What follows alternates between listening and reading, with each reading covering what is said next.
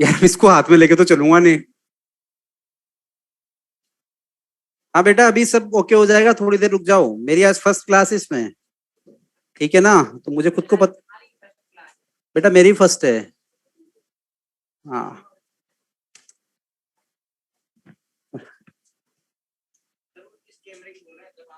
हाँ याद है, मैं बीच बीच में आऊंगा ना सेंटर पे। उस...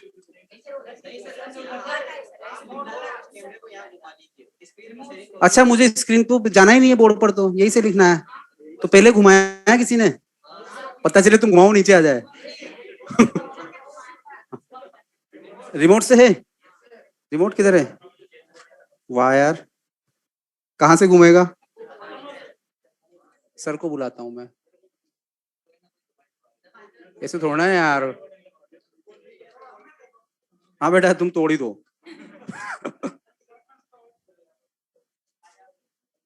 चलो उसको बुला लेते ना, टाइम वेस्ट करने की जगह, है ना। हाँ मैं वही तो बोलूँ, हाथ से घुमा। यार इस कैमरा को घुमा दो मेरे थोड़ा, इस कैमरा को उधर कर दो, कैमरा को उस साइड कर दो।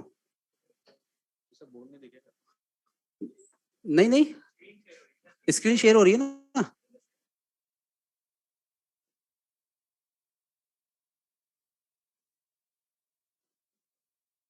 और घुमाओ थोड़ा सा।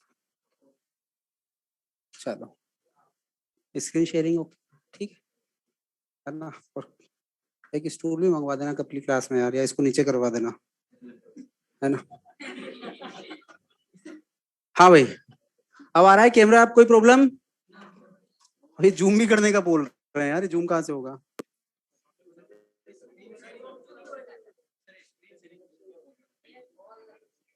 हाँ लेकिन टाइम लगेगा। हो गया? बेटा आप पढ़ लो यार, अब जो भी है। रिमोट से है सर। किसको रिमोट का कैमरा पे करना है? हो गया? अच्छा मुझे देखना है क्या? अरे वाह। अरे दिख रहा हूँ। हाँ भाई दिख रहा हूँ, अब ठीक है? ठीक है ना यार, चलना दो। अब मैं अगर मैसेज देखूंगा तो मैं तो आई कांटेक्ट नहीं कर पाऊंगा तुम लोगों से, तुम्हें लगेगा हवा में पढ़ा रहा हूँ। क्योंकि मैसेज पढ़ने के लिए मुझे इधर देखना पड़ रहा है, कैमरा उधर है। हाँ। चलो भाई, Newton third law of motion. First law अपना हो गया था, फर्स्ट लॉ में हमने बोल दिया कि भाई ऑब्जेक्ट रेस्ट में है तो रेस्ट में बना रहेगा, मोशन में है तो मोशन में चलता रहेगा, जब तक कि कोई एक्सटर्नल फोर्स ना आ जाए। An object continue maintains its state of rest और स्टेट ऑफ यूनिफॉर्म मोशन। ठीक है ना, ये पढ़ लिया ना। उसके बाद देखो,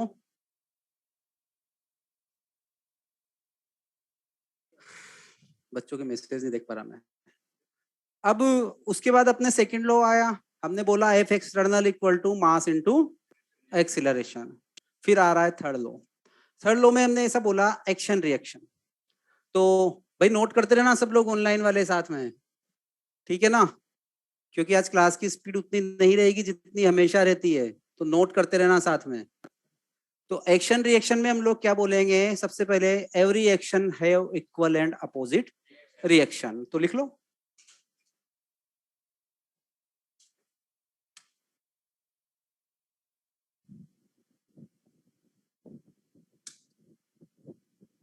ये तो खतरनाक नाम। Every action have equal and opposite reaction. अब यहाँ एक्शन एंड रिएक्शन का मतलब क्या है? थर्ड लॉ में हम डिफरेंट, हम बहुत सारे अपने हिसाब से एग्जांपल्स बताते रहते थे, इसने उसको थप्पड़ मारी उसने उसको मार दी, हो गया एक्शन रिएक्शन। यही बोलते थे ना कि हर एक्शन का क्या है, रिएक्शन होता है। आपको जरूरत हो ना इक्वली हो, तुमने धीरे मारा हो तेज मार ले। समझ रहे हो, तो थर्ड लॉ नहीं है। तो सबसे पहले ऐसी वाहियात बातें अपने दिमाग से निकाल देना, ठीक है ना। क्योंकि ये बिल्कुल साइंटिफिक फिजिक्स के हिसाब से एक्शन एंड रिएक्शन, इसका मतलब क्या है, ये दोनों टर्म किसको रेफर कर रही हैं? फोर्स को। The term action and reaction refers to force, लिख लो। ठीक है, the term action and reaction refers force. ठीक है, फिर हम बोले यहां पर कि F A B equal to क्या है, देखिए चला ही नहीं, जूम हो रहा है। F A B equal to F B A, इसका मतलब क्या है कि force, magnitude of force exerted by A on B equal to magnitude of force exerted by B on A. Clear? तो F A B equal to F B A का मतलब क्या हुआ कि magnitude of force exerted by A, magnitude of force exerted by A on B is equal to magnitude, अरे तुम तो लिख लो, बोल रहा हूं जो बोर्ड पे उन्हें देखना, तो इज इक्वल टू मैग्नीट्यूड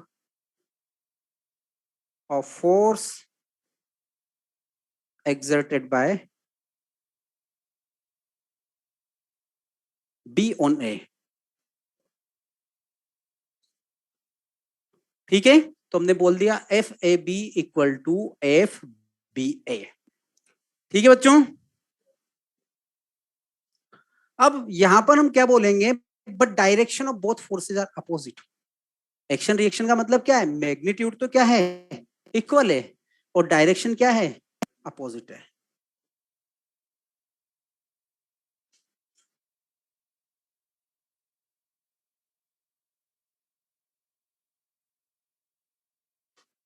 इसमें मजा नहीं आया यार, अपना वो अच्छा चल रहा था, है ना।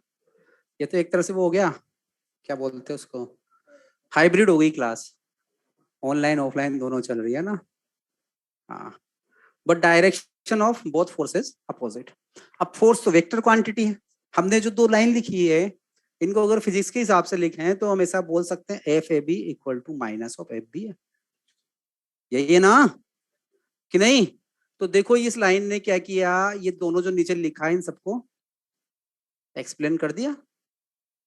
F A B equal to minus of F B A, minus sign क्या बता रहा है कि डायरेक्शन क्या है, अपोजिट है, एंड एफ ए बी और एफ बी ए का मैग्नीट्यूड क्या है, इक्वल है। तो ये लाइन, ये जो बॉक्स है, ये इन दोनों लाइंस को एक्सप्लेन कर रहा है। ठीक है बच्चों, अब ये नीचे कैसे आएगा, अरे आजा भाई, अरे न्यू पेज नहीं, अभी तो इस पेज में बहुत जगह बच रही है।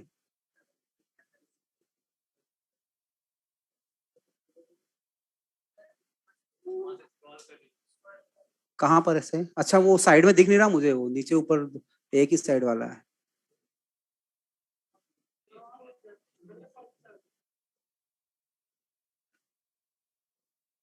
स्क्रॉल का ऑप्शन दिख नहीं रहा ना तुम्हें साइड से।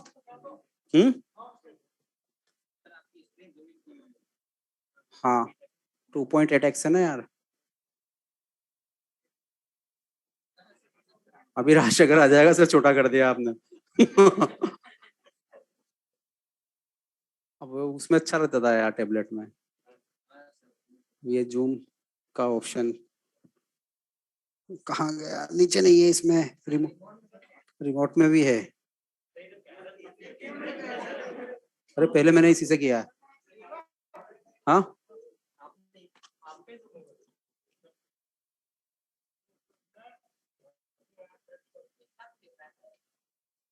उनको नहीं दिख रहा, नेक्स्ट पेज वाला प्रेस कर दो सर। चलो नेक्स्ट पेज देख लो। चलो, दोनों की डायरेक्शन क्या है, अपोजिट। अब हमने ऐसा बोला, ये तो मैग्नीट्यूड से रिलेटेड बात हो गई। फिर यहाँ पर हम बोले the term action and reaction refers to force, ये बात बोल दी थी, नोट कर ली सब लोगों ने कि एक्शन और रिएक्शन किसको बता रही है, फोर्स को बता रही है। फिर इसके बाद हम बोले क्या, action, there is no time lag between action and reaction, कोई टाइम लेग नहीं है, मतलब बोथ फोर्सेज अपीयर्स साइमल्टेनियसली। बेटा लिखते हुए चलो सब ऑनलाइन वाले साथ में, तुम लोगों को लिखना ही है। हाँ कर रहा हूं मैं भी, पहले उनको बोल दूं, है ना।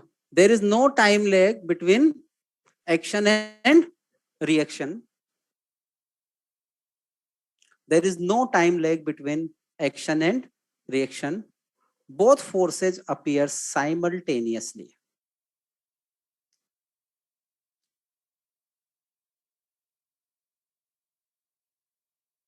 Both forces appears simultaneously. ठीक है, कोई टाइम लेग नहीं है, दोनों फोर्सेस क्या आएंगे, साथ साथ आएंगे. अब वो जो तुम थप्पड़ मारते थे कि एक ने मारा फिर दूसरे ने रिएक्शन दिया, तो टाइम लेगे ना, सोचता है क्या करूं, भाग जाऊं या थप्पड़ मारूं, है ना. वह टाइम लेग आता है ना. यहाँ पर क्या है, दोनों फोर्स साथ साथ आए. जैसे मान लो मैं बोर्ड को मार रहा हूँ, दिख रहा है कैमरे में, मैंने टच किया तो एक्शन क्या हुआ, अंदर की तरफ मैंने बोर्ड को दिया. रिएक्शन क्या मिला मुझे, अपोजिट डायरेक्शन में मिला. यही मिला ना. तो कोई जरूरी थोड़ा है इसी को एक्शन रिएक्शन, इसी को एक्शन बोलूं, बोर्ड को मिल रहा है जो बोर्ड ने जो मुझे दिया उसे भी तो एक्शन बोल सकता हूँ, क्योंकि दोनों फोर्सेस का मैग्नीट्यूड क्या है, इक्वल है, और दोनों सेम टाइम पर आ रहे हैं. ठीक है, तुमने बोला है both forces appears simultaneously, so any one of the force can be defined as action and other can be defined as reaction. तो लिख लो, so any one of the force can be defined as action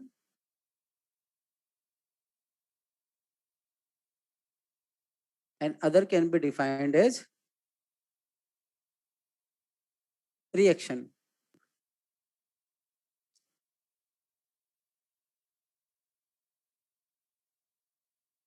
ठीक है, and other can be defined as reaction. किसी को भी action बोल दो, किसी को भी रिएक्शन बोल दो, दोनों में से. ठीक है, उसके बाद नेक्स्ट पॉइंट है, both action and reaction acts on two different objects. Action and reaction acts on two different objects.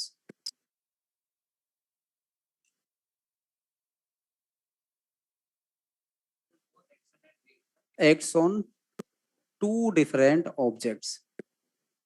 हाँ भाई गंगाधर, कर देंगे सेंड. हाँ ठीक है, action and reaction acts on two different objects. Clear है, मतलब एक्शन बोर्ड पर लग रहा है तो रिएक्शन मेरे ऊपर लग रहा है. समझ रहे हो ना, दोनों एक ही ऑब्जेक्ट में मत लगाना, नहीं तो देखो मैग्नीट्यूड भी इक्वल, डायरेक्शन भी अपोजिट, कैंसिल हो जाएंगे, कैंसिल हो जाएंगे ना. तो दोनों डिफरेंट डिफरेंट ऑब्जेक्ट्स पर लगेंगे. नेक्स्ट हम बोले इसके बाद, nature of action and reaction forces are same. Nature of action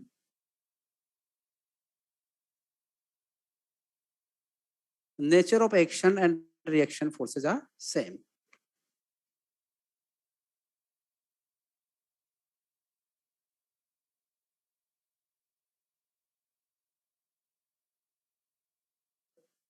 And reaction forces are same. इसका मतलब क्या है, मतलब देखो लिखने में तो सब लिख लिया हमने, जूम इन नहीं हो रहा, जूम इन लिखा हुआ आ रहा है बस, है ना. इसका मतलब यह है कि if action force is gravitation then its reaction is also gravitation.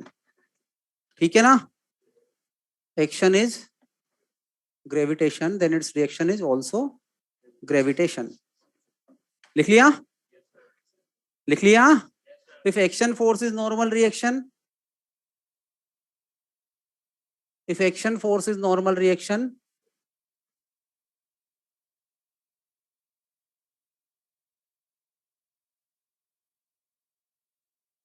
then its reaction force is also normal reaction.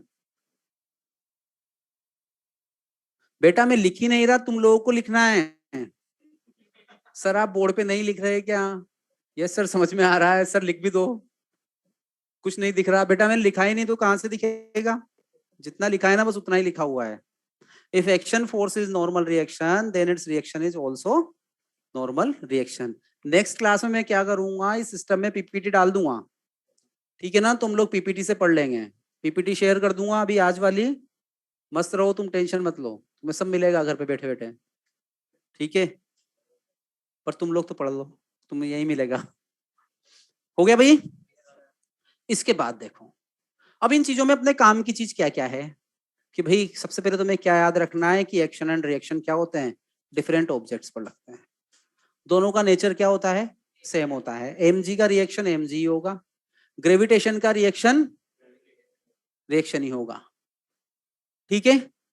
Azmi Fatima, if action and reaction are not in physical contact. हाँ बेटा, इलेक्ट्रोस्टैटिक तुमने पढ़ी है। इलेक्ट्रोस्टैटिक में बोलते थे कि Q1 ने Q2 को अट्रैक्ट किया तो Q2 भी Q1 को करेगा, ऐसे करते थे ना फातिमा।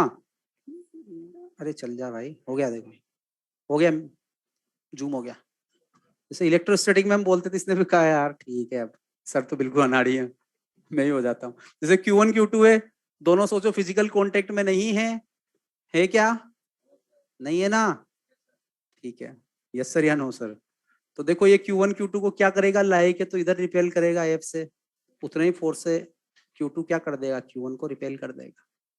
ठीक है, तो जब फिजिकल कांटेक्ट में नहीं है तब भी एक्शन रिएक्शन अप्लाई होगा। ठीक है फातिमा, आगे बढ़े। अब देखो बच्चों, यस सर, फातिमा कौन है इधर?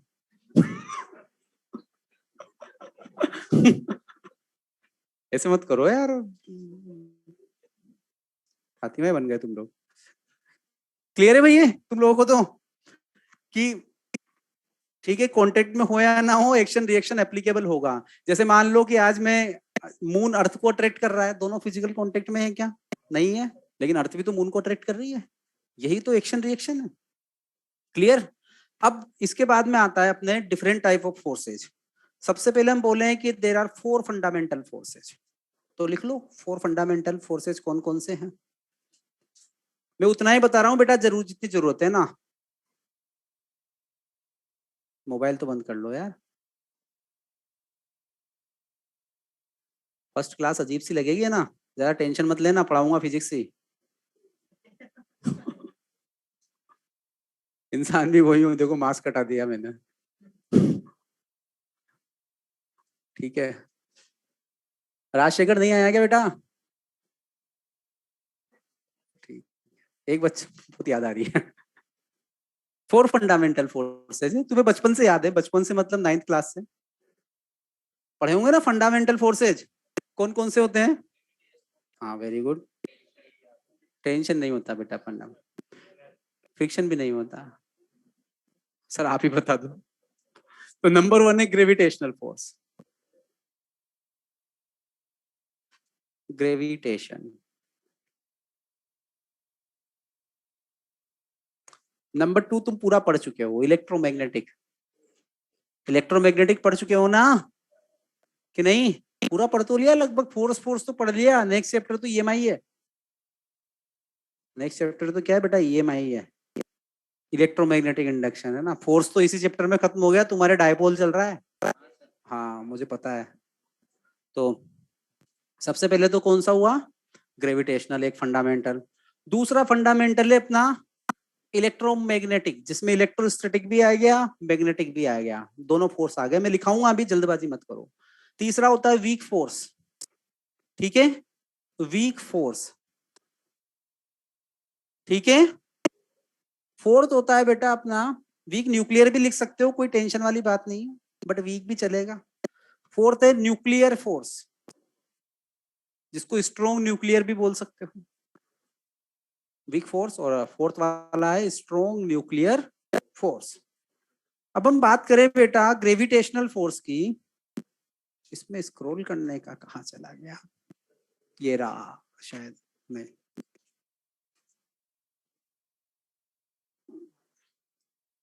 माउस से भी कहाँ हो रहा है यार।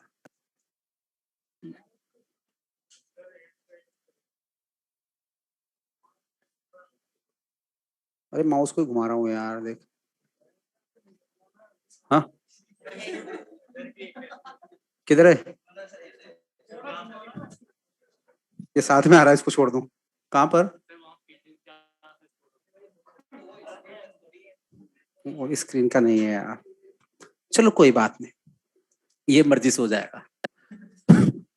ग्रेविटेशनल फोर्स, देखो बेटा ग्रेविटेशनल फोर्स में क्या है, सबसे पहले तो क्या, always acts between two masses, छोटे छोटे पॉइंट्स है, एक्ट्स बिटवीन। अब समझ में नहीं आ रहा हुआ है, एक्स ऐसा आया, मिट जा भाई। अगर इसको टेबलेट से कनेक्ट कर दे तो बहुत अच्छा हो जाएगा। एक्ट्स बिटवीन टू मासेज, जब मास होंगे तभी ग्रेविटेशन लगेगा। फोटोन के बीच में लगता है क्या? नहीं लगता, नहीं पढ़ा ना तुम लोगों ने आज तक। क्योंकि उसका मास हम लोग क्या बोलते हैं, 0 बोलते हैं, रेस्ट मास। तो किसके बीच में लग रहा है gravitational force, acts between two masses. दूसरी बात, सेकंड हम लोग क्या बोलेंगे, अभी जगह बाकी है इसमें, सेकंड हम लोग बोलेंगे कि ऑलवेज अट्रैक्शन टाइप।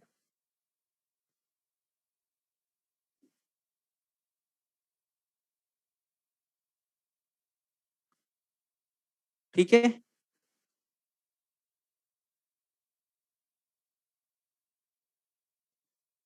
हो गया, ऑलवेज अट्रैक्शन टाइप। उसके बाद हम लोग बोले कि इसकी रेंज क्या है, इनफाइनाइट है।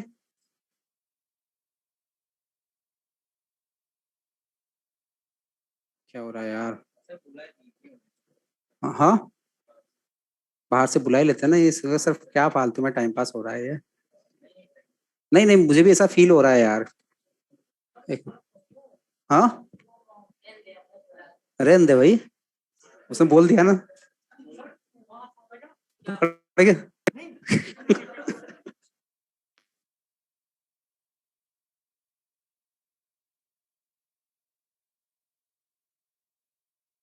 तो x between two masses always attraction type. यार इसको स्क्रॉल कैसे करूंगा, पेज को नीचे कैसे लाऊं? नहीं नहीं, नीचे देखो ना, कहाँ है, देखो इतनी जगह बची पड़ी है।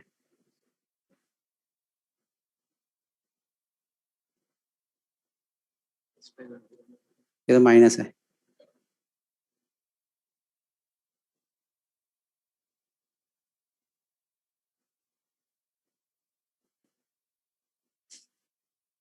कैसे हुआ? हाँ ये तो जूम हो रहा है। नहीं यार, ये ऊपर नीचे खिसक जाता है ना, स्क्रॉल का दिख नहीं रहा। चलो कोई बात नहीं, चलो भाई चलने दो ऐसे ही। ठीक है, ऑलवेज अट्रैक्शन टाइप है, रेंज क्या है यार?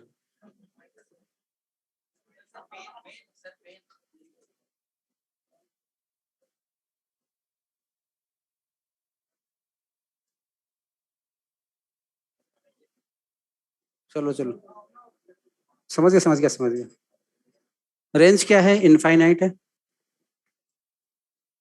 मतलब लॉन्ग रेंज बोल सकते हो। ठीक है ना?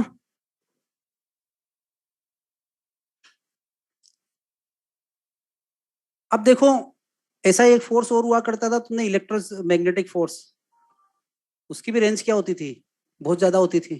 पढ़ा ना तुमने? तो वहां तुमने पढ़ा होगा इलेक्ट्रिक फील्ड, ग्रेविटेशन में तुमने पढ़ा होगा कौन सा फील्ड, ग्रेविटेशनल फील्ड। मतलब ये कौन सा फोर्स है, फील्ड फोर्स है। ये क्या करता है, अपना एक फील्ड बना लेता है ना? जैसे फ्रिक्शन का कोई फील्ड नहीं होता, ये कौन सा फोर्स है, फील्ड फोर्स है। इसमें क्या होता है, एक फील्ड बन जाता है, उस फील्ड में जब और कोई दूसरा ऑब्जेक्ट आता है तो ये उसको अट्रैक्ट करने लगता है। तो इस फोर्स को हम लोग क्या बोल सकते हैं, इसका नाम हम दे सकते हैं कौन सा, फील्ड फोर्स। तो फील्ड फोर्स की क्या खासियत हुई कि कॉन्टेक्ट इज नॉट रिक्वायर्ड।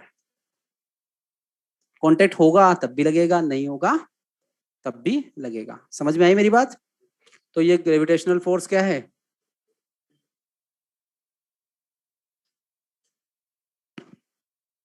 हाँ अब मिल गया मुझे स्क्रॉल, नहीं मिला है?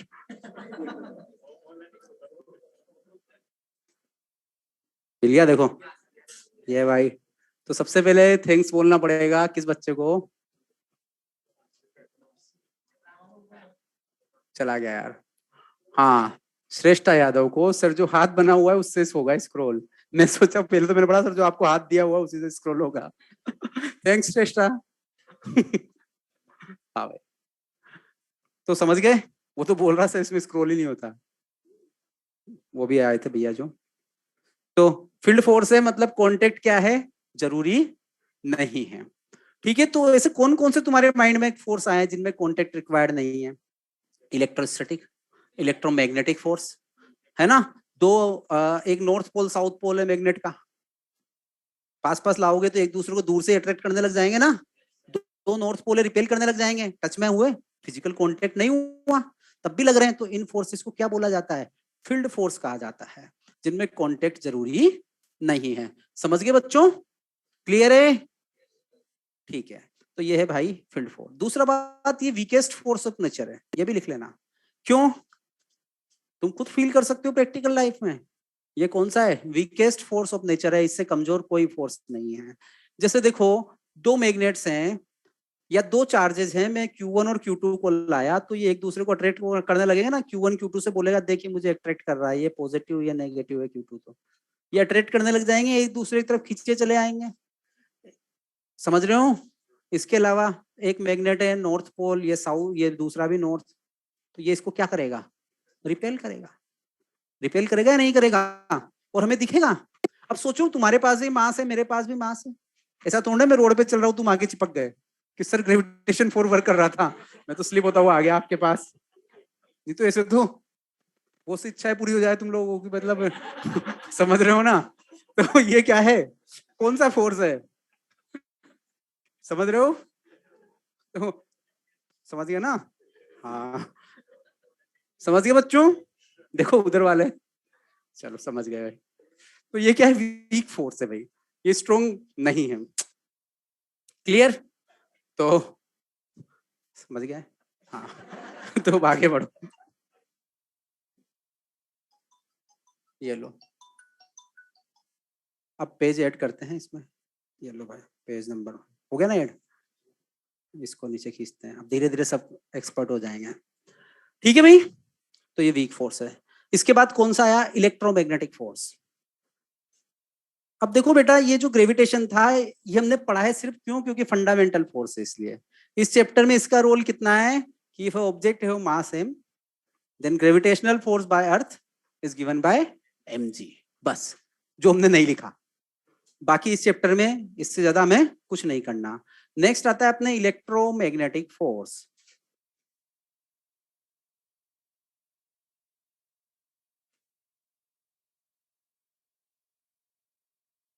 अब इसमें मैं तुम्हें क्या बताऊं, तुम्हें तो मुझसे ज्यादा आता है। तुमने इलेक्ट्रोस्टैटिक भी पढ़ ली, तुमने मैग्नेटिज्म भी पढ़ लिया कि नहीं पढ़ा? तो पता है ना तुम्हें, सबको पता है एक्स बिटवीन टू चार्जेस, यही होता है ना। बिटवीन किसके बीच में लगता है? चार्जेस के बीच में लगता है। ठीक है, अब ये बताने की जरूरत तो नहीं है कि पॉजिटिव पॉजिटिव को लाइक चार्जेस क्या करते हैं? रिपेल करते हैं। अपोजिट चार्जेस क्या करते हैं? अट्रैक्ट करते हैं। कोई जरूरत है?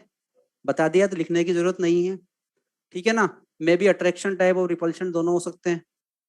मे बी अट्रैक्शन और,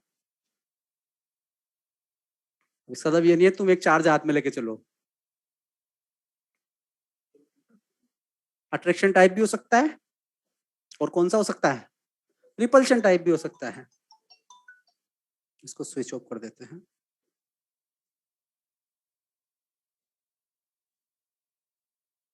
ये लो भाई, may be attraction type of repulsion type. इसकी रेंज भी क्या होती है? इसकी भी रेंज बहुत ज्यादा है, लॉन्ग रेंज फोर्स है ना, इनफाइनाइट बोल सकते हो। ठीक है, क्योंकि इलेक्ट्रिक फील्ड पढ़ा होगा ना, K Q upon R square inversely proportional to R, इस तरह से। ये भी कौन सा है? Inversely proportional to R square. ये भी कौन सा फोर्स है? फील्ड फोर्स है। क्यों? क्योंकि कॉन्टेक्ट क्या है? जरूरी नहीं है। समझ गए? अरे समझे क्या? ये भी फील्ड फोर्स। ठीक है, ये कौन सा हो गया? इलेक्ट्रोमैग्नेटिक। इसका इस चैप्टर में कोई रोल नहीं है इन बातों का, बस मैं लिखा रहा हूं। ठीक है, नंबर 3, वीक फोर्स या वीक न्यूक्लियर फोर्स।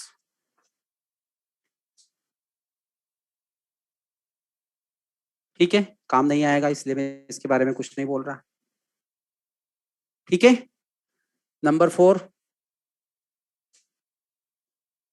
ये कौन बोल रहा है sir magnetic force long range का नहीं होता? मुझे तो पता नहीं है भाई ये बात। मैग्नेटिज्म चल रहा है, एक बार पूछना। इलेक्ट्रोमैग्नेटिक लॉन्ग रेंज का होता है, डिस्टेंस के साथ साथ मैग्नीट्यूड कम होता है लेकिन लगता रहता है। ठीक है ना। Number 4, nuclear force.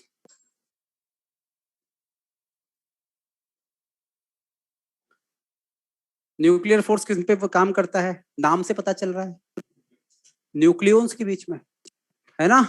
तो न्यूक्लियॉन्स के बीच में मतलब प्रोटॉन प्रोटॉन, एक न्यूक्लियस होता है ना, न्यूक्लियस के पास क्या क्या होते हैं, न्यूक्लियस की जो कॉन्स्टिट्यूएंट पार्टिकल्स है क्या है, प्रोटॉन एंड न्यूट्रॉन। तो न्यूक्लियर फोर्स है ये कहाँ कहाँ लगेगा, इनसाइड द न्यूक्लियस ओनली। कहाँ लग रहा है ये न्यूक्लियर फोर्स, ठीक है, इनसाइड द न्यूक्लियस ओनली। और ये क्या होता है, ऑलवेज अट्रैक्शन टाइप, ठीक है, ये भी अट्रैक्शन टाइप है, अट्रैक्शन टाइप। और कहाँ लगता है, इनसाइड द न्यूक्लियस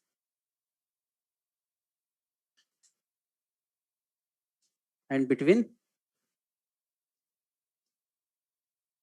न्यूक्लियॉन्स, ठीक है। न्यूक्लियस के अंदर क्या क्या होते हैं भाई, न्यूट्रॉन एंड प्रोटॉन होते हैं ना। तो ये नेक्स्ट पेज आ गया, अब देखो कितना जल्दी जल्दी चल रहा है काम।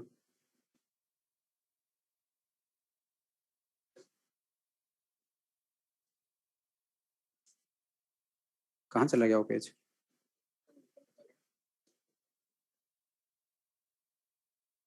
यही लिखते हैं इसी पे, ऊपर कहाँ,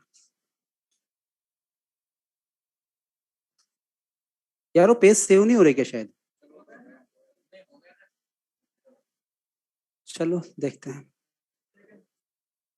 हाँ तो अपने क्या था, किस किस के बीच में लगता है, between neutron and neutron, between proton and neutron and between proton and proton, तीनों के बीच में लगेगा, क्योंकि न्यूक्लियस में तो तीनों है, तीनों मतलब दोनों है, प्रोटॉन और न्यूट्रॉन है। तो दो न्यूट्रॉन को भी अट्रैक्ट करके बांध के रखेगा, दो प्रोटॉन को भी बांध कर रखेगा, और एक प्रोटॉन और एक न्यूट्रॉन को भी बांध कर रखेगा, अट्रैक्शन टाइप है इसलिए, ठीक है। इसके बाद देखो, ये स्ट्रॉन्गेस्ट फोर्स है,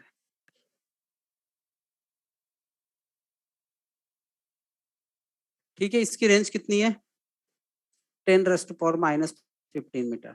क्यों, क्योंकि रेडियस ऑफ न्यूक्लियस क्या होती है, 10⁻⁻15 मीटर ही होती है, ये बात याद है ना।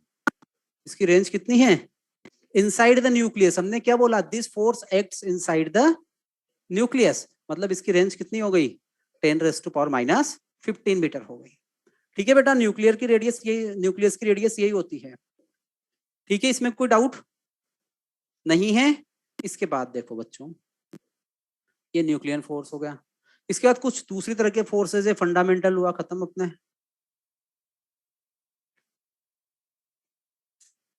फिर आता है अपने कांटेक्ट फोर्स।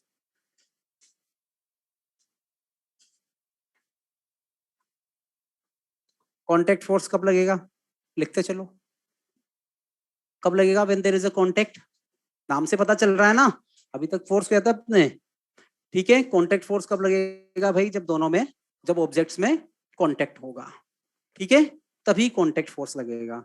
इसका नेचर भी क्या होता है, इलेक्ट्रोमैग्नेटिक होता है, कांटेक्ट फोर्स का नेचर क्या है, इलेक्ट्रोमैग्नेटिक।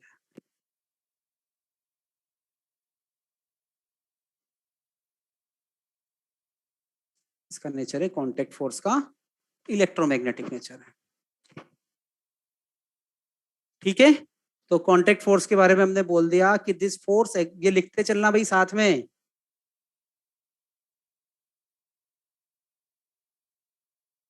बेटा सेव हो रहे हो या नहीं हो रहे हो, मैं कल पीपीटी इस पे करके पूरा एक साथ शेयर कर दूंगा, तुम टेंशन मत लो, पर लिखते चलो, क्योंकि आज तुम्हें सफिशिएंट टाइम मिल रहा है नोट करने के लिए, ठीक है। तो कांटेक्ट फोर्स कब लगेगा, when there is a contact, ठीक है, और इसका नेचर क्या है, इलेक्ट्रोमैग्नेटिक है। फिर इसके बाद में इसमें और हम लोग क्या बोल सकते हैं कि there are two components of contact force, देखो there are two components of contact force,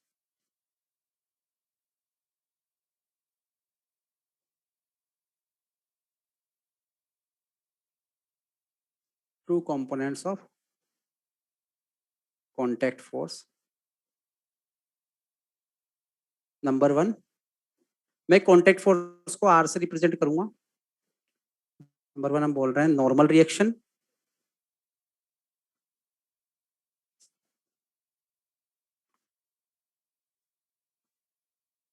normal reaction force, ये तो पता होगा ना तुम्हें, जिसको हम लोग किससे रिप्रेजेंट करते हैं, एन से।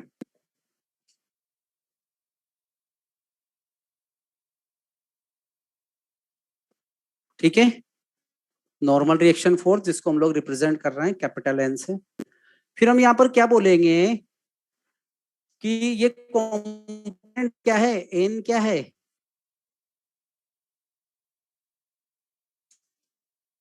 perpendicular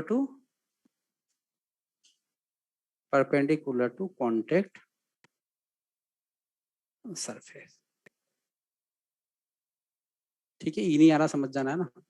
normal reaction force is perpendicular to contact surface. तो हम ऐसा बोल सकते हैं कि normal reaction force is the component of contact surface, ठीक है, which is perpendicular to the surface. ठीक है, तो नॉर्मल रिएक्शन फोर्स क्या हुआ, परपेंडिकुलर टू कॉन्टेक्ट सरफेस है। इसका नेचर भी क्या होगा, कॉन्टेक्ट अगर इलेक्ट्रोमैग्नेटिक है तो ये भी क्या रहेगा, इलेक्ट्रोमैग्नेटिक ही रहेगा ना।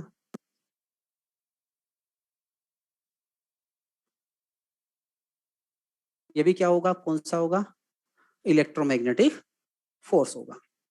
क्लियर, नॉर्मल रिएक्शन भी क्या हुआ, इलेक्ट्रोमैग्नेटिक फोर्स हुआ। अब ये फोर्स कब लगेगा दो सरफेसेस के बीच में, जब वो एक दूसरे को क्या कर रहा है, थोड़ा प्रेशर डाल रहे हैं। फोर्स एग्जर्ट करना भी जरूरी है। सोचो जैसे मैंने दो डस्टर टच करवा कर रख दिए, ये मैंने दोनों हाथ ऐसे, अब ये उन बच्चों को कैसे, अरे तो उन्हें कैमरा नहीं दिखेगा, ये दोनों है मैंने टच करवा के रख दिए, कैमरा तो उधर है हाँ, लेकिन यहाँ दिख रहा है, नहीं दिख रहा, हाँ दिख रहा है भाई। इन दोनों को टच करवा कर रख दिया, तो इन दोनों के बीच में कोई नॉर्मल रिएक्शन नहीं आएगा।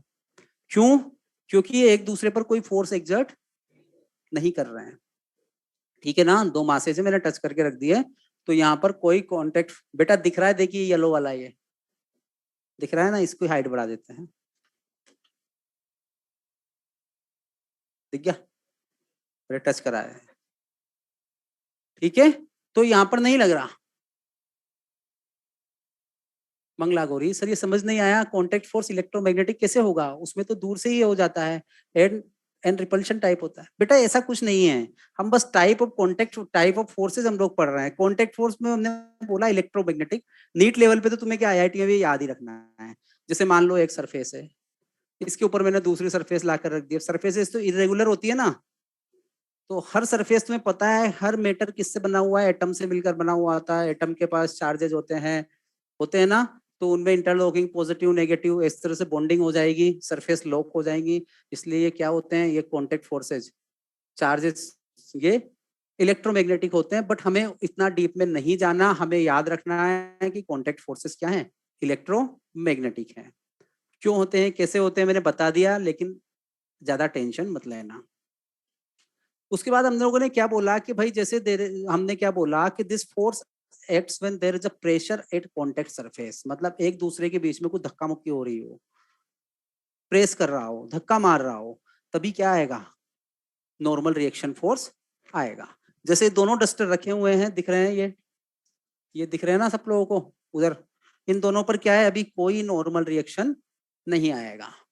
ठीक है, लेकिन जैसे ये इसको धक्का मारेगा, टच हुए, तो इसने आगे वाले को क्या दिया, फोर्स दिया, तब क्या आया, यहाँ पर नॉर्मल रिएक्शन आया।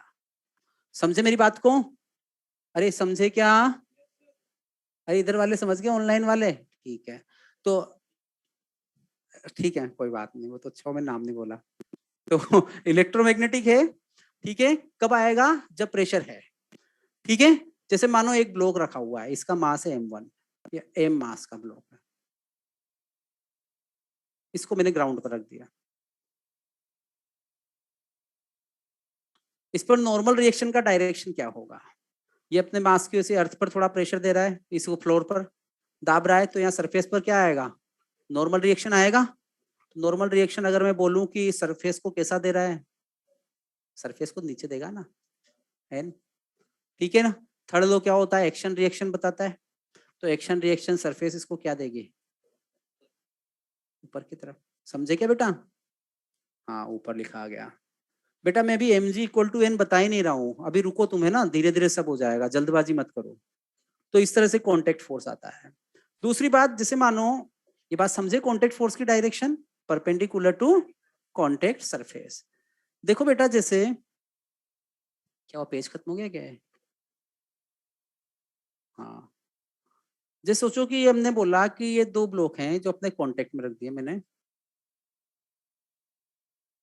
इसको नाम दे दिया ए, इसको नाम दे दिया बी, एक सरफेस पर लाकर रख दिया, ठीक है।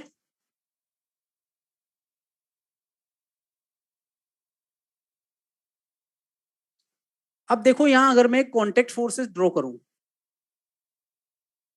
यहाँ अगर मैं कांटेक्ट फोर्सेस ड्रॉ करूं, नॉर्मल रिएक्शन फोर्स, तो नॉर्मल रिएक्शन फोर्स क्या है, परपेंडिकुलर टू कांटेक्ट सरफेस है, तो इस ए पर N1 आएगा या नहीं आएगा? ये क्या है, नॉर्मल रिएक्शन फोर्स ऑन ए, किसने दिया, और ये ग्राउंड ने दिया या फ्लोर ने दिया? अर्थ तो जब होती जब अर्थ पे रखा होता है ना, जिसके कांटेक्ट में है, जैसे लैपटॉप है या ये कंप्यूटर अपना इस पर पोडियम पर रखा हुआ है, तो इसको नॉर्मल रिएक्शन कौन देगा, पोडियम देगा, क्योंकि कांटेक्ट फोर्स है, जिसके कांटेक्ट में वही इसको नॉर्मल रिएक्शन दे रहे हैं। अर्थ की तो क्या गारंटी है, हमेशा mg देगी, अगर अर्थ पे रख देंगे तो वो कांटेक्ट फोर्स दे देगा, ठीक है ना। तो अपने स्टेटमेंट्स बिल्कुल मैकेनिक्स में सोच समझ कर दें। दूसरा, ये बी कहाँ रखा हुआ है, फ्लोर पे रखा हुआ है, तो बी को क्या कौन देगा, फ्लोर, N2 देगा, ठीक है। ये भाई कांटेक्ट फोर्स कहाँ कहाँ है, जहां जहां कांटेक्ट सरफेस है और जहां जहां प्रेशर आ रहा है वहीं पर क्या आएगा, कांटेक्ट फोर्स आएगा। अब बताओ जरा मुझे कि क्या बिटवीन ए एंड बी भी कांटेक्ट फोर्स या नॉर्मल रिएक्शन आएगा क्या? कांटेक्ट तो है लेकिन प्रेशर नहीं है, धक्का नहीं मार रहे, बस टच करा के रखे हुए हैं। एक तो होता है फोर्सफुली रखना, जैसे मैं इस दीवार को धक्का मार रहा हूँ, तो यहाँ नॉर्मल रिएक्शन है, जितना जोर से मारूंगा उतना ज्यादा क्या आएगा, नॉर्मल रिएक्शन आएगा। एक मैं ऐसे अड़ा के रख दिया है, कोई नॉर्मल रिएक्शन नहीं आएगा, प्रेशर होना चाहिए सरफेस पर, थोड़ा फोर्स लगना चाहिए, समझ रहे हो। तो नॉर्मल रिएक्शन फोर्स कब आएगा, जब थोड़ा सा वहां, ये समझने वाली बात है, इसमें ज्यादा कोई, तो यहाँ पर N1 को मैं क्या बोलूंगा, N1 क्या है, N on A by surface या बाय फ्लोर या बाय जो भी सरफेस है कौन, अब सरफेस तो इसके पास भी इसके पास भी है ना। बाय ग्राउंड लिख दूं अगर ये ग्राउंड पे रखा हुआ है तो लो, ठीक है, बाय ग्राउंड में अभी भी अर्थ नहीं लिख रहा हूँ ना। N2 क्या है, N on B by ground, ठीक है, क्लियर। अब there is no contact force between A and B, क्यों, क्योंकि यहाँ प्रेशर नहीं है, तो इस चीज को लिख लेना, there is no normal reaction between A and B because there is no pressure at contact surface. समझे क्या? ये बारीक बारीक छोटी छोटी चीजें हैं, इन्हीं से क्वेश्चन एग्जामिनर पूछ सकता है, कोई जरूरी नहीं बहुत बड़ा न्यूमेरिकल दे, ठीक है ना। दिख तो रहा है ना, क्यों नहीं दिखेगा, इतना बड़ा बोर्ड है। There is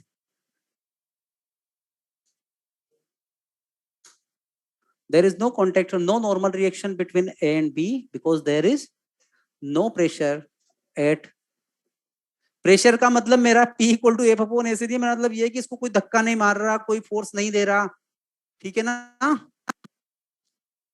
N on P हो गया N2, यहां पर इन दोनों बीच में कोई फोर्स नहीं होगा। बात समझ में आई, क्लियर है? अरे सबको क्लियर है ना? ठीक है, एनर्जी कम है आज तुम्हारे, कहाँ है, चलो।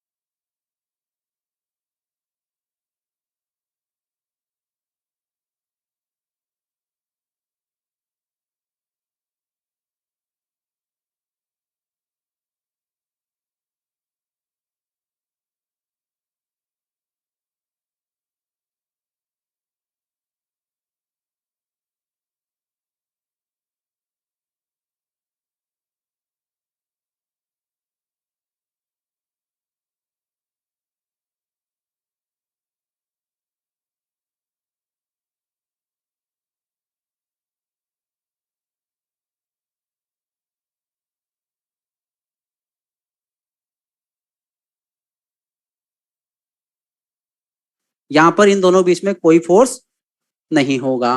बात समझ में आई? क्लियर है? अरे सबको क्लियर है ना? ठीक है। एनर्जी कम है आज तुम्हारे, कहाँ है? चलो पीछे वाले समझ तो रहे हो ना भाई? हाँ।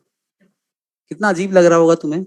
अभी तो तुम घर पे आराम से, एक तो पूरे कपड़े पहन के बैठे हुए हो यूनिफॉर्म में पैर वेर नीचे लटके हुए हैं, कोई बेड में पड़ा हुआ है, कोई पानी पी रहा है, कोई कुछ खाते खाते पड़ रहा है, मस्त लाइफ चल रही है।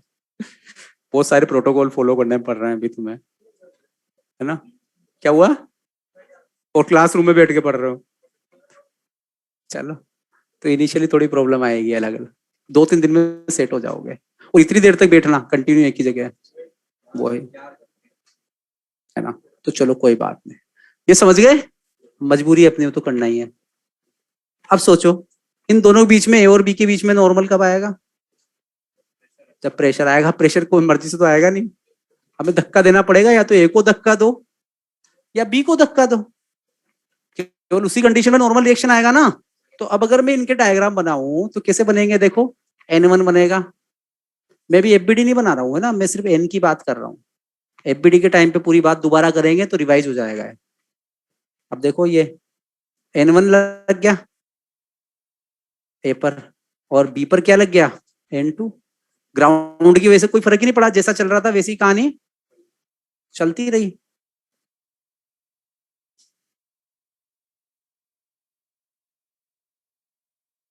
अभी एक और फोर्स आएगा, ये इसको देगा एन डैश, नाम एन डैश दे रहा हूं, है ना?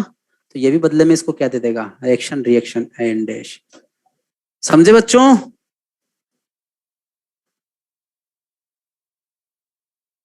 अरे समझ गए क्या? हाँ। तो यहां पर ये एन डैश क्या है? N1 तो वही है। N1 क्या है? Normal reaction by ground on A. N2 क्या है? Normal reaction by ground on B. और एन डैश क्या है? Normal reaction between A and B. ठीक है ना? अरे यार, reaction between A and B. ठीक है। N1 N2 पहले की तरह ही है। समझ गया नॉर्मल रिएक्शन को? तो एक तो गलती बच्चों से क्या होती है कि जब कांटेक्ट में रखे होते हैं ना सिर्फ, वो एफबीडी में तब भी एन बना देते हैं। तो अब नहीं बनाना। जब तक सरफेस पर देख लेना किसी तरह का कोई प्रेशर है, कोई टेंडेंसी है, फोर्स वोर्स की धक्का मार रहे हैं, तब तक एन मत बनाना। हाँ बोलो बेटा। हाँ लगेगा, तो मैंने भी थोड़ी देर पहले बोला था ना, ग्रेविटेशन क्या है अपने। ठीक है, समझ गए ना? ठीक है बच्चों, नेक्स्ट देखो। नेक्स्ट पेज आ गया क्या है? आ गया। अब आसानी से हो रहा है ना, देखो स्पीड भी बढ़ गई। अब देखो बच्चों, क्या है, एक गलती तो जो करते वो नहीं करोगे, कांटेक्ट में है तो जब तक धक्का मुक्की ना हो, प्रेशर ना हो, तब तक तुम लोग क्या कर रहे हो? नॉर्मल नहीं लगा रहे हो। दूसरा देखो गलती क्या होती है। सोचो कि ये एक वॉल है, दूसरी वॉल ये रही है, फ्लोर है। इसको बोल दिया मैंने वॉल नंबर 1, इसको बोल दिया वॉल नंबर 2। ठीक है, और मैं ऐसे खड़ा हो गया पकड़ के, नहीं दिख रहा उधर बच्चों को, ये लो अब दिख रहा है। तो मैं इसको, मेरा वेट है, मैं इसको दाब रहा हूँ या नहीं दाब रहा? बोलो बच्चों। तो नॉर्मल रिएक्शन तो आएगा ना, आएगा इस सरफेस पर। दूसरा मैं जमीन पे खड़ा हुआ हूँ, फ्लोर पे खड़ा हुआ हूँ, तो फ्लोर पर भी क्या आएगा? नॉर्मल रिएक्शन आएगा। तो उसकी जगह मैं यहाँ पर खुद का डायग्राम बनाने जगह रोड यहाँ पर रख देता हूँ। ये मैंने रोड खड़ी कर दी मेटल की, इसका मास बोल दिया क्या है? एम है। तो बताओ बच्चों, यहाँ एम आएगा या नहीं आएगा? यहाँ नॉर्मल रिएक्शन आएगा या नहीं आएगा? तो नॉर्मल रिएक्शन कहाँ आता है? जहाँ कॉन्टेक्ट होता है और जहां पर प्रेशर होता है। तो ये रोड क्या करेगी? इस वाले पॉइंट को भी दाबेगी और इस वाले पॉइंट को भी दाबेगी, कि नहीं?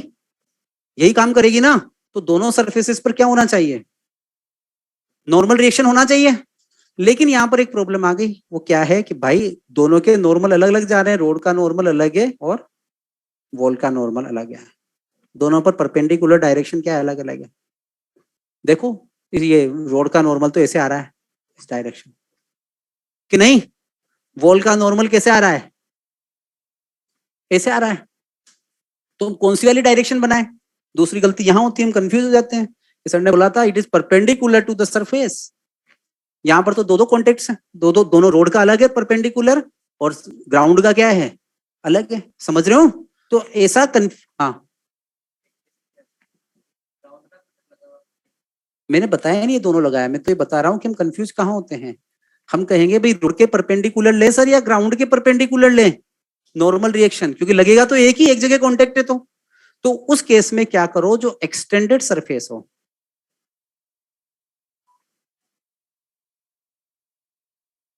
उसके परपेंडिकुलर होना चाहिए, परपेंडिकुलर टू एक्सटेंडेड सरफेस। अब देखो यहाँ वॉल और रोड में कौन ज्यादा एक्सटेंड हो रहा है, कौन ज्यादा लंबा चल रहा है?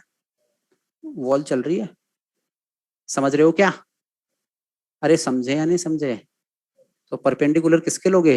वॉल के। तो ये लग गया N1। समझे? समझे क्या? सिमिलरली वर्टिकल साइड भी कौन है, एक्सटेंडेड वॉल है, तो इधर से क्या लग गया, N2। ये अपने रिजिड बॉडी में काम आएगा, इसलिए मैंने अभी निपटा दिया। ठीक है ना? ताकि वहां रिवाइज हो जाए, तुम्हें लगे तुम पहले से जानते हो। ठीक है? तो नॉर्मल रिएक्शन किस परपेंडिकुलर लेना है? Perpendicular to extended surface. ठीक है दिव्यांशी गौर, फ्लोर ज्यादा लंबा जा रहा है, एक्सटेंडेड फ्लोर है, इसलिए फ्लोर के परपेंडिकुलर लिया है। तनीषा शर्मा, जो एक्सटेंडेड का मतलब जानते हो, जो एक्सटेंड हो रहा हो, ज्यादा लंबा चल रहा हो, उसके परपेंडिकुलर। जैसे यहाँ पर देखो, ये रोड तो ऐसे टच कर रही है, एक्सटेंड कौन हो रहा है आगे तक, ये एक्सटेंड हो रही है, तो इसके परपेंडिकुलर। ठीक है? अरे भाई अब तो समझ में आ गया ना, एक बार मैसेज टाइप करने के बाद क्या कॉपी पेस्ट करते रहते हो उसी को? समझ गए N1 ऊपर क्यों आया? यस सर, ठीक है। ऐसे सुकून मिलता है जब कोई बच्चा उधर से यस सर बोलता है। मिटा देता हूँ। तो बना दोगे तो दो गलतियां तुम लोगों से हो सकती थी। एक तो कौन सी, जब टच करा के भी नॉर्मल रिएक्शन लगा दो, और दूसरा कैसे, एक्सटेंडेड सरफेस हो, दो दो परपेंडिकुलर दिख रहे हैं, किसके परपेंडिकुलर लें? तो समझ गए, एक्सटेंडेड के ही परपेंडिकुलर हमें जाना है। सेकंड कंपोनेंट क्या है कांटेक्ट फोर्स का? हमने ऐसा बोला था, there are two components of contact force. Second component है फ्रिक्शन फोर्स। ये बेटा नेक्स्ट चैप्टर पूरा है, तो इसको ज्यादा मैं बात नहीं करूंगा, क्योंकि पूरे चैप्टर को हम लोग पढ़ेंगे ना। समझ रहे हो? तो ये बस नाम लिख लो और एक दो लाइन इसके बारे में लिख लो। ठीक है?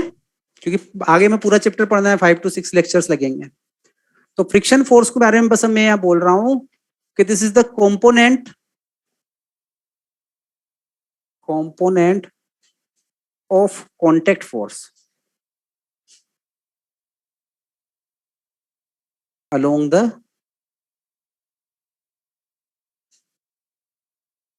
contact surface।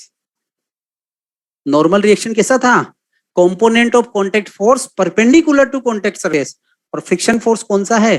Component of contact force along the contact surface. तो सबसे पहले अब ये सब कुछ पढ़ने के बाद तुम्हारे माइंड में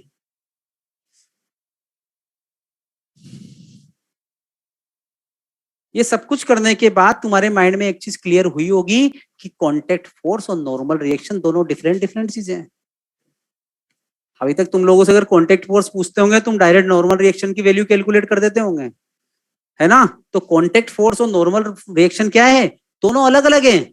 वो तो जब सरफेस स्मूथ होगी या जब फ्रिक्शन नहीं होगा, उस केस में नॉर्मल रिएक्शन और कांटेक्ट दोनों क्या होंगे? इक्वल होंगे। समझे मेरी बात को? तो नॉर्मल रिएक्शन और कांटेक्ट एक ही केस में इक्वल है, when friction force is equal to 0। Otherwise दोनों फोर्सेस क्या हैं? अलग अलग है। समझ गए? Normal reaction and friction are the component of contact force. समझे? अरे समझे क्या? यार तुम लोग तो प्रेजेंट हो सामने, थोड़ा एनर्जी मुझे भी दो। टीचर को एनर्जी बच्चों से मिलती है। अब ये कि बच्चा एनर्जी दे रहा है मुझे, इतनी मत देना पास वालों को मिल जाए। तो देखो, अगर नॉर्मल रिएक्शन ऐसा है, फ्रिक्शन ऐसा है, अलोंग द सरफेस यही है ना? तो आर कैसा आएगा? ऐसा आएगा ना? तो आर की वैल्यू क्या होगी? Root of. अब समझ गए? इस फॉर्मूला से पता चल गया होगा ना कि आर इक्वल टू एन सिर्फ एक केस में होगा, व्हेन एफ इक्वल टू 0 और न्यूटन लॉज में हमारी सरफेस क्या है, फ्रिक्शनलेस है। तो इस चैप्टर में कांटेक्ट फोर्स का मतलब हमेशा क्या है, नॉर्मल रिएक्शन है ना। आगे के किसी चैप्टर में पूछेगा तो नॉर्मल रिएक्शन कांटेक्ट के बराबर नहीं है, क्योंकि सरफेस पर फ्रिक्शन हो सकता है। हाँ, आर कांटेक्ट फोर्स को नाम दिया है, मैंने स्टार्टिंग में बोला था ना, आर रिजल्टेंट है एन और एफ का, लेकिन इज्जत दोगे इसको तो नाम क्या लिखोगे, कांटेक्ट फोर्स बोलोगे। चलो लिख देता हूं ना, ताकि कोई कंफ्यूजन ना रहे। बच्चों समझ में आया सबको, उधर ऑनलाइन वाले बच्चों? यस सर, ठीक है भाई, समझ गए। तो ये फ्रिक्शन हो गया। अब और कौन कौन से फोर्स होते हैं दुनिया में, इसका नेचर भी क्या, इलेक्ट्रोमैग्नेटिक है। क्यों? क्योंकि कांटेक्ट फोर्स का ही तो है कंपोनेंट ये किसका कंपोनेंट है, कांटेक्ट फोर्स का ही है। तो इसका नेचर भी लिख दो, क्या है, इलेक्ट्रोमैग्नेटिक।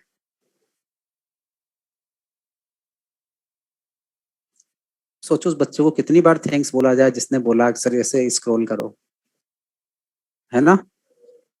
नेचर क्या है, हाँ जितनी बार स्क्रॉल कर रहा हूँ भाई, बाय डिफॉल्ट मान लेना मैंने तुम्हें थैंक्स बोल रहा हूँ हर बार। हाँ, इसका नेचर क्या है, इलेक्ट्रोमैग्नेटिक है। समझ गए। नेक्स्ट चैप्टर पूरा है तो ज्यादा इसके बारे में सोचना मत। इसके बाद देखो, अब और कौन सा फोर्स अपने काम आता है, टेंशन फोर्स, जिसकी तुम्हारे पास कोई कमी नहीं है। सर बहुत टेंशन हो रहा है, क्या करें। हाँ, स्ट्रिंग में टेंशन है तो टेंशन फोर्स हो गया ना, टाइप वही है इलेक्ट्रोमैग्नेटिक की। टेंशन फोर्स को किससे रिप्रेजेंट करते हो, टी से, टी से ही करते हो ना, ठीक है। तो भाई इसमें क्या क्या लिख लो, तुम लोग लिखते चलो। ये फोर्स कहां होगा, जब स्ट्रेस्ड स्ट्रिंग होगी, जब स्ट्रिंग खींचेगी तभी उसमें टेंशन आएगा, ठीक है ना। अगर स्ट्रिंग सिलेक्ट की हुई है तो टेंशन क्या होगा, जीरो होगा, ठीक है। तो टेंशन फोर्स में क्या बोल सकते हो, this force exist on stressed string.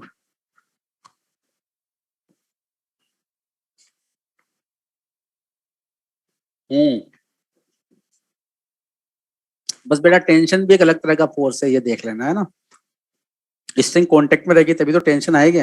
जैसे ये स्ट्रिंग ऐसे पड़ी हुई है, ये ऐसे गोल गोल गोल गोल बना के सिलेक्ट है, इसमें कोई टेंशन है नहीं है। अब देखो ये, इसमें टेंशन आ गया ना, क्यों, क्योंकि ये अपने वेट की वजह से ये स्टाइलस को क्या कर रहा है, इलोंगेट करने की कोशिश कर रहा है ना। उसने इसको स्ट्रेट कर दिया, तो ये कौन सा फोर्स आ गया स्ट्रिंग में, टेंशन आ गया।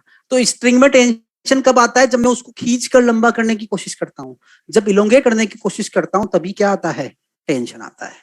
बात समझ में आई बच्चों, आई। अगर सोचो मैं स्ट्रिंग को कंप्रेस करूं ऐसे, तो क्या टेंशन आएगा, या तो स्लेक हो गई। जैसे ये ऐसे लटका हुआ है, ये मैंने लोहे, अब टेंशन है इसमें, नहीं है। टेंशन कब आया, जब इसको इलोंगेट करने की कोशिश की। तो हमने क्या बोला कि this force exist on a stressed string. लेकिन स्प्रिंग की जो बात है, स्प्रिंग में तो इलोंगेट करने पे फोर्स आ रहा है, स्प्रिंग में तुम चाहे उसको खींचो चाहे उसको कंप्रेस करो, इलोंगेट करने की कोशिश करो या कंप्रेस करने की कोशिश करो, उसमें दोनों केस में फोर्स आता है।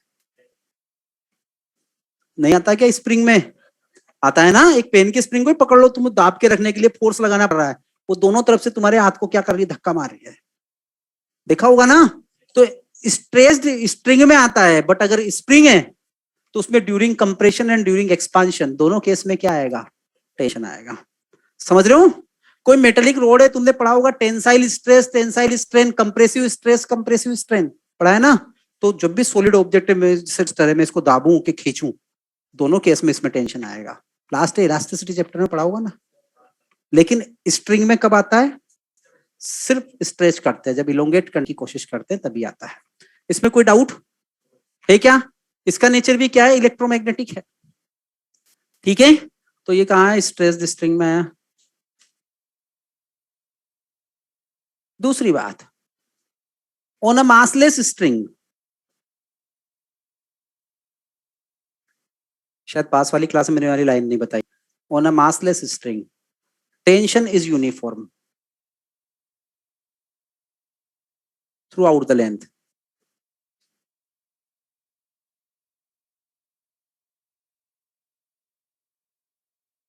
अगर मास लेस है तो टेंशन हर जगह पर क्या है, सेम है।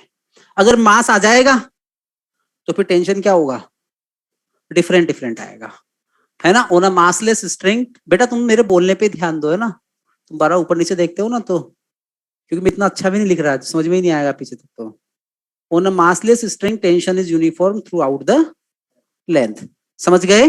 जैसे देखो कि ये एक स्ट्रिंग है मासलेस, ये मैंने दो ऑब्जेक्ट्स को ज्वाइन कर दिया, इसके हर पॉइंट पर कहीं पूछा जाए टेंशन क्या रहेगा, सेम ही रहेगा, बस कंडीशन क्या है, मासलेस है। मासलेस या लाइट अगर एग्जामिनर बोल दे, ठीक है ना, मतलब मास जब देना तभी कंसीडर करना, मर्जी से मत कर देना। जब तक स्ट्रिंग का मास ना दे तब तक हमें क्या मानकर चलना है, मासलेस मान के चलना।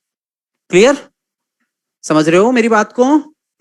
अब इसका रीजन ही मैं तुम्हें बता सकता हूं, लेकिन तुम याद रखना कि मासलेस स्ट्रिंग पर क्या है भैया, हर पॉइंट पर टेंशन सेम है। समझने की कोशिश करो कि क्या होगा अगर मासलेस है, तो कैसे, जैसे मैंने इसमें से स्ट्रिंग को काट दिया, इधर टेंशन दोनों इक्वल होंगे तो इस स्ट्रिंग पर नेट फोर्स कितना आएगा, जीरो। इसका मास तो ऑलरेडी कितना है, जीरो है, नेट फोर्स भी कितना हो गया, जीरो हो गया। सोचो अगर इधर टेंशन 100 न्यूटन हो जाता बच्चों और इधर टेंशन 50 न्यूटन होता, तो इस पर नेट फोर्स आ रहा है या नहीं आ रहा, आ रहा है ना। अब इसका मास तो जीरो है, तो इसका एक्सीलरेशन क्या आ जाता, भाग जाती। फिर क्वेश्चन कैसे करते, समझ रहे हो भाई, नेट फोर्स आ जाएगा ना उस पर, तो मासलेस ऑब्जेक्ट पर नेट फोर्स हम लोग नहीं देते हैं, क्योंकि फिर उसका एक्सेलरेशन क्या हो जाएगा, इनफाइनाइट हो जाएगा अगर नेट फोर्स दे दिया तो। समझे क्या मेरी बात को। इसलिए हम लोग क्या बोलते लॉजिकली कि मासलेस स्ट्रिंग में भैया टेंशन क्या है, हर पॉइंट पर इक्वल है। समझ में आ गई बात, अरे समझे क्या। अब ये बात जरूर समझ में आएगी, भाग जाएगी नहीं तो, है ना, नेट एक्सेलरेशन है, नेट फोर्स आ गया तो। बात समझे बच्चों, शायद पेज खत्म हो गया, अभी रुको, अभी तो और पढ़ाएंगे इसी में।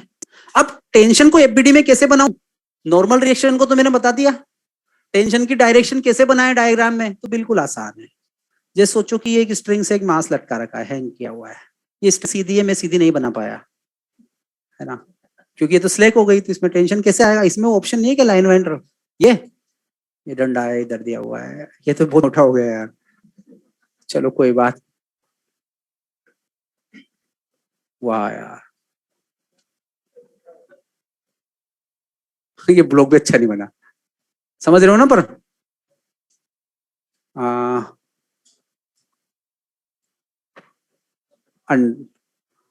चलो कोई बात नहीं, तुम तो समझ रहे हो ना ये क्या है ये स्ट्रिंग है, ये लो इस पर एक ब्लॉक बना दे। अब मुझसे एग्जामिनर के भाई टेंशन निकालो, इस पॉइंट पे कितना टेंशन है, इस पॉइंट पे, तो मुझे डायरेक्शन बनानी पड़ेगी। अरे तू मत निकाल, पहले समझ ले, है ना। आज सिर्फ डायग्राम बनाओ, न्यूमेरिकल्स नेक्स्ट क्लास में करेंगे। हर चीज से हमारा इंट्रोडक्शन हो जाए, टेंशन क्या होता है, फ्रिक्शन क्या होता है, नॉर्मल रिएक्शन क्या होता है।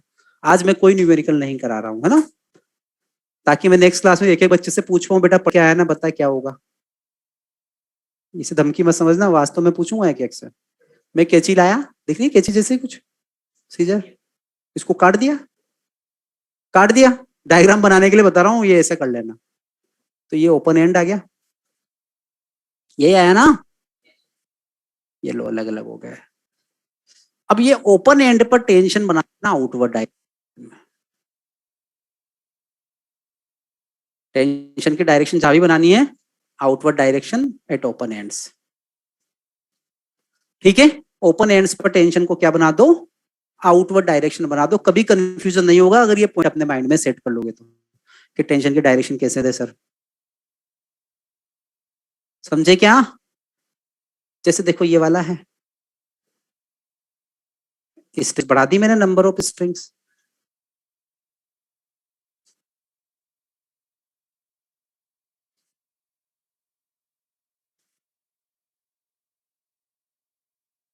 ये वहां से तो खींचेगा, स्ट्रिंग्स को स्ट्रेट कर खींच देगा, टाइट कर देगा, तो टेंशन तो आएगा। सोचो मैंने यहाँ टेंशन बोला T1, यहाँ बोल दिया T2 और यहाँ बोल दिया T3। आप लोगों को क्या करना है, T1 T2 T3 की डायरेक्शन तीनों स्ट्रिंग्स में कहीं भी एक पॉइंट पर मेंशन करनी है, कैसा होगा। करते रहो, और क्लासेस तुमसे बहुत आगे जा चुकी है, आज कल कवर करेंगे। बनाओ T1 T2 T3 बनाओ, इसमें ड्रॉ करो। अरे बेटा मेरे भाई शशांक चौबे, इसको कट मैंने सिर्फ डायरेक्शन बनाने के लिए किया है, नहीं तो नीचे गिर जाएगा, काटते ही ले काट दिया नीचे गिर गया। समझ रहा है ना, वो डायरेक्शन बनाने के लिए किया है कि जब तुम एफबीडी बनाओगे तो डायरेक्शन कैसे बनाओगे। वो बोल रहा है सर काट दिया तो टेंशन तो जी हो गया। मैं सिर्फ एफबीडी डायग्राम में बना रहा हूँ शशांक। मैं आज सुबह तुझे बहुत याद कर रहा था, क्लास में मैं पूछ रहा था शशांक आया या नहीं आया।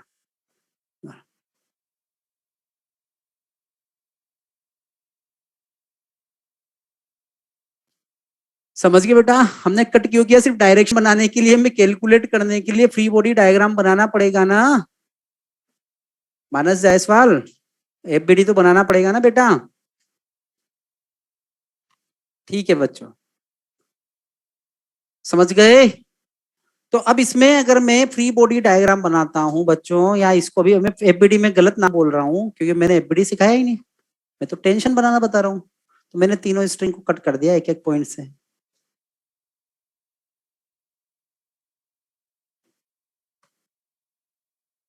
अलग डायग्राम बनाना है ना सॉल्यूशन का और क्वेश्चन का दोनों। तो बताओ बच्चों, T1 ऐसा आएगा ओपन एंड पर आउटवर्ड,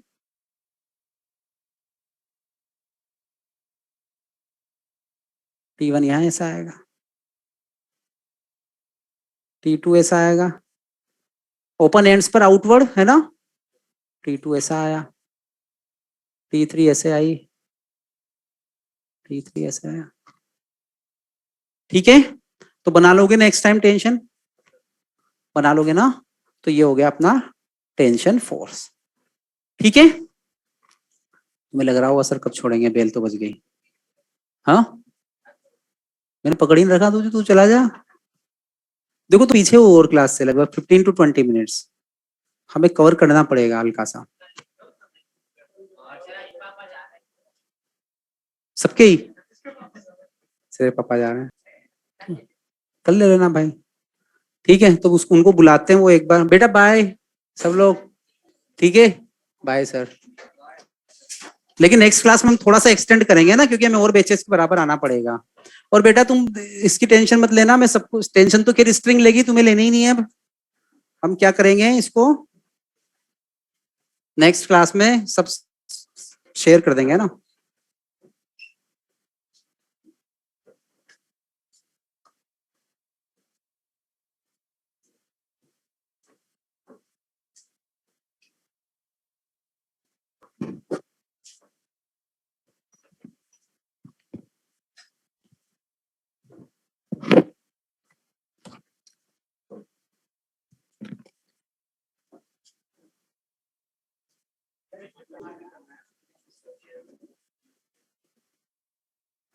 आप पढ़ोगे नेक्स्ट क्लास में